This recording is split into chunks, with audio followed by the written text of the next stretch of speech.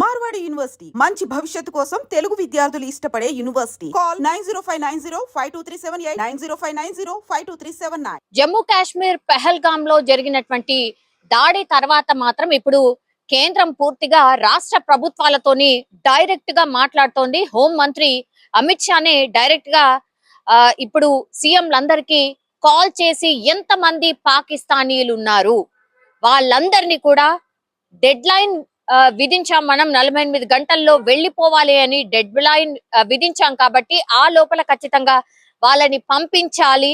వాళ్ళు ఎవరెవరు ఎక్కడెక్కడ ఉన్నారు అనేది కూడా పూర్తి స్థాయిలో తెలుసుకొని వాళ్ళని పంపించాల్సిందే, మన దేశంలో ఉండడానికి వీల్లేదు అనేటువంటిది డైరెక్ట్ గానే అమిత్ షా అందరి రాష్ట్రాల సీఎంలతోని మాట్లాడి చెప్పినటువంటి సిచ్యువేషన్. ఇప్పుడు హైదరాబాద్ లో అట్లాగే తెలంగాణలో మరి పాకిస్తానీలు ఎంతమంది ఉన్నారు అనే లెక్క తెలుసుకునే ప్రయత్నం చేసినప్పుడు ఇన్ఫర్మేషన్ ప్రకారం అయితే 208 మంది పాకిస్తానీయులు ప్రస్తుతం అయితే మన హైదరాబాద్ లో ఉంటున్నట్టుగా పూర్తిగా నిఘా వర్గాలు చెప్పినటువంటి పరిస్థితి అయితే కనిపిస్తోంది. వీళ్ళందరూ కూడా శంషాబాద్ లోని ఫారినర్స్ రీజనల్ రిజిస్ట్రేషన్ ఆఫీస్ లో ఖచ్చితంగా వీళ్ళ పేరుని నమోదు చేసుకోవాల్సి ఉంటుంది. ఎవరైనా సరే 48 గంటల్లో వెళ్లిపోవాలి అని కేంద్రమే ఆదేశించింది. కాబట్టి పాకిస్తానీయులు ఇక ఎక్కడ కూడా అంటే భారతదేశంలో ఎక్కడ కూడా ఉండడానికి వీల్లేదు. అది ఎస్పెషల్లీ హైదరాబాద్ లో 208 మంది ఉన్నారని లెక్క తేల్చింది. అలాగే కేంద్రమే ఒక లిస్ట్ ని రిలీజ్ చేసింది. కాబట్టి అందులో భాగంగానే ఇప్పుడు రాష్ట్ర సర్కార్ రంగంలోకి దిగింది.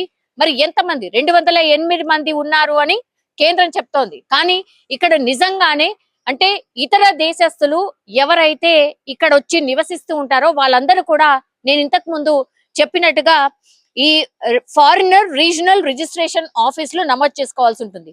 ఎంతమంది నమోదు చేసుకొని ఉన్నారు? ఇప్పుడు కేంద్రం పంపించిన లిస్ట్ అట్లాగే రాష్ట్ర సర్కార్ దగ్గర ఉన్న లిస్ట్ టాలీ అయిందా లేదా? ఒకవేళ టాలీ కాకపోతే మరి మిగతా వాళ్ళు ఎక్కడ ఉన్నట్టు? ఇప్పుడు ఈ ఫారినర్స్ అంటే ఎనీ కంట్రీ నుంచి వచ్చిన వాళ్ళందరైనా సరే ఖచ్చితంగా రిజిస్ట్రేషన్ చేసుకోవాల్సి ఉంటుంది. అంటే సౌత్ ఆఫ్రికా అనుకోండి, పాలస్తీనీలు అనుకోండి, బంగ్లాదేశ్ వాళ్ళు అనుకోండి, ఎక్కడి నుంచి వచ్చినా సరే వాళ్ళందరూ కూడా ఈ ఫారిన్ రీజనల్ ఆఫీస్ లో రిజిస్ట్రేషన్ చేసుకోవాల్సి ఉంటుంది. మరి ఎంతమంది ఇట్లా రిజిస్ట్రేషన్ చేసుకొని ఉంటున్నారు? అక్రమంగా ఉంటున్న వాళ్ళు ఎంతమంది? పూర్తిగా లెక్క తేల్చాల్సిందిగా ఇప్పుడు కేంద్రం ఒక రకంగా ఆదేశాలైతే జారీ చేసిన సిచ్యువేషన్. యాక్చువల్లీ పాకిస్తానీయులు ఇక్కడ ఉండొద్దు, పాకిస్తానీల లిస్ట్ మా దగ్గర ఉంది, మేము పంపిస్తున్నాం. అది కాకుండా అడిషనల్ గా ఇంకా ఎంతమంది ఉంటున్నారు ఏంది అనేది తేల్చాల్సింది. అట్లాగే 48 గంటలు మేము ఒక డెడ్ లైన్ పెట్టాం. సో మీరు కూడా ఆ 48 గంటల్లో పూర్తి స్థాయిలో పాకిస్తానీలు ఎవరైతే తెలంగాణలో ఉంటున్నారో వాళ్ళందరినీ కూడా రేపటి లోపు పంపించాల్సిందే అంటూ హోంమంత్రి అమిత్ షానే డైరెక్ట్ గా మాట్లాడినటువంటి సిచ్యువేషన్. సో స్ట్రిక్ట్ గా ఇది ఇంప్లిమెంట్ కాబోతోందని ఒక మెసేజ్ అయితే పంపించింది. పాకిస్తానీలు ఏ మాత్రం కూడా స్పేర్ చేసే అవకాశం లేదని డైరెక్ట్ గానే మెసేజ్ ఇచ్చిన సిచ్యువేషన్ అయితే కనిపిస్తోంది.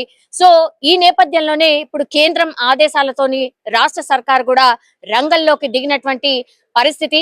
అట్లాగే ఈ రోజు శుక్రవారం ఈ రోజు పాత బస్తీలో మనకు తెలుసు ముస్లిం ప్రార్థనలు పెద్ద ఎత్తున జరుగుతూ ఉంటాయి. ఈ రోజు నల్ల బ్యాడ్జీలతో ఎంఐఎం పిలుపు మేరకు అందరూ కూడా ముస్లిం కి సంబంధించిన మసీదులు ఏవైతే ఉంటాయో అందులో అందరూ కూడా నల్ల బ్యాడ్జీలతో నిరసన వ్యక్తం చేస్తూ ఈ ఉగ్రదాడికి నిరసనగా చాలా మంది ఈ ప్రార్థనలో పాల్గొన్నటువంటి సిచ్యువేషన్. సో ఇవన్నీ కదలికలు చూసినప్పుడు మాత్రం కేంద్రం చాలా స్ట్రిక్ట్ గా వ్యవహరిస్తోంది. అట్లాగే రాష్ట్ర ప్రభుత్వాలు ఎక్కడ ఎవరున్నా సరే వాళ్ళందరితోని డైరెక్ట్ గానే మాట్లాడి ఏ పాకిస్తానీలు కూడా ఇక్కడ ఒక్క పర్సన్ ని కూడా ఉండడానికి వీల్లేదు. జనరల్ అయితే 17 రకాల వీసాలు ఉంటాయి. అంటే హెల్త్ కి సంబంధించిన వీసా అనుకోండి, వర్క్ వీసా అనుకోండి, విజిటింగ్ వీసా అనుకోండి, ఇట్లా డిఫరెంట్ వీసాస్ ఉంటాయి. అట్లాగే అక్కడి వాళ్ళు ఇక్కడ వాళ్ళని పెళ్లి చేసుకున్నప్పుడు వచ్చేటటువంటి వీసా. సో ఇట్లా 17 రకాల వీసాలు ఉంటాయి. అంటే వేరే దేశస్తులు మన దేశానికి వచ్చినప్పుడు 17 రకాల వీసాలు ఉంటాయి. అట్లాగే పాకిస్తానీలు కూడా ఉన్నాయి. అందులో భాగంగానే ఆ లిస్ట్ ని తీసినప్పుడే 208 మంది అని తేలింది. కాబట్టి 208 మంది ఖచ్చితంగా మన దేశం విడిచి వెళ్ళిపోవాల్సిందే ఆర్ రాష్ట్రం విడిచి వెళ్ళిపోవాల్సిందే.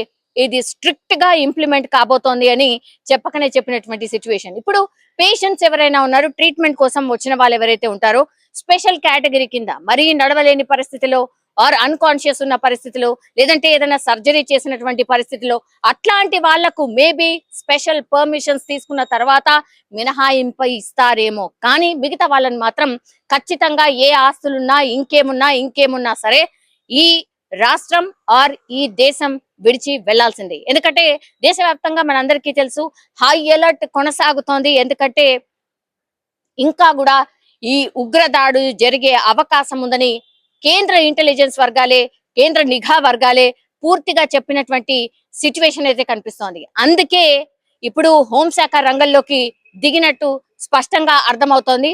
సో ఉగ్రదాడి జరిగే అవకాశం, ఇంకో పెద్ద ఉగ్రదాడి జరిగే అవకాశం ఉందంటూ ఇంటెలిజెన్స్ వర్గాలే స్పష్టంగా చెప్తున్నటువంటి పరిస్థితి అయితే కనిపిస్తుంది. అందులో భాగంగానే ఈ గ్రౌండ్ వర్క్ అంతా స్టార్ట్ అయిపోయింది. కాబట్టి ఈ పాకిస్తానీలే కాదు, రాష్ట్రాలలో ఏ దేశస్తులు ఎక్కడెక్కడ వాళ్ళు ఎంతమంది ఉన్నారు అనే లిస్ట్ ను కూడా పూర్తి స్థాయిలో తెలుసుకోండి, పెట్టుకోండి అనేటువంటిది కూడా కొంతమేర హోంమంత్రి అమిత్ షా చెప్పినట్టుగా కూడా ప్రస్తుతం మనకున్నటువంటి ఇన్ఫర్మేషన్. ఇప్పుడు రాష్ట్ర సర్కార్ అయితే రంగంలోకి దిగింది. 208 మంది ఎవరైతే ఉన్నారో పూర్తి స్థాయిలో రాష్ట్రం విడిచి వెళ్ళిపోబోతున్నారు. రేపటి వరకే డెడ్ లైన్ కాబట్టి ఇంకెవరైనా ఒకవేళ ఉంటే ఈ ఆదేశాలను పట్టించుకోకుండా ఏమవుతుందిలే అని ఉంటే వాళ్ళకి ఎవరైనా ఆశ్రయం ఒకవేళ కల్పిస్తే మాత్రం చట్టపరంగా వాళ్ళ మీద డెఫినెట్లీ చర్యలు ఉంటాయి అనేసి కూడా స్పష్టంగా చెప్తున్నటువంటి పరిస్థితి. ఇప్పుడు ఓల్డ్ సిటీ వైపు అయితే సెన్సిటివ్ ప్రాంతాలు మనకు తెలుసు, అక్కడ స్పెషల్ నిఘా కొనసాగుతోంది. అట్లాగే ఎన్ఎస్జి కమాండోస్ కి సంబంధించి కూడా అప్పుడప్పుడు వాళ్ళు కూడా వచ్చి, ఎన్ఐఏ అధికారులు కూడా అప్పుడప్పుడు వచ్చి పాత బస్తీలో కావచ్చు, నిజామాబాద్ ఇట్లాంటి కొన్ని ఏరియాస్ లో అప్పుడప్పుడు కొంతమందిని లిఫ్ట్ చేసి వాళ్ళని తీసుకెళ్లి ఇంట్రాగేషన్ చేశారు అన్నటువంటి వార్తలు కూడా మనం చాలానే వింటూ ఉంటాం. సో ఇవన్నిటిని దాటుకొని ఈ రోజు ఏకంగా ఇవన్నీ ఏమీ లేకుండానే డైరెక్ట్ గానే కేంద్రమే చెప్తోంది పాకిస్తానీ అని ఉంటే చాలు వాళ్ళందరినీ కూడా పంపించాల్సిందే. దానికి సంబంధించే పూర్తి స్థాయిలో గ్రౌండ్ లెవెల్లో కసరత్తు అయితే జరుగుతోంది. జమ్మూ కాశ్మీర్ నందు జరిగిన ఉగ్రదాడిలో 26 మంది ప్రాణాలు కోల్పోయారు. అందుకు నిరసనగా ప్రాణం ఎవరిదైనా ప్రాణమే అని భావించి మేము ఈ ర్యాలీ తీయడం జరిగింది ఎంహెచ్పిఎస్ ఆధ్వర్యంలో.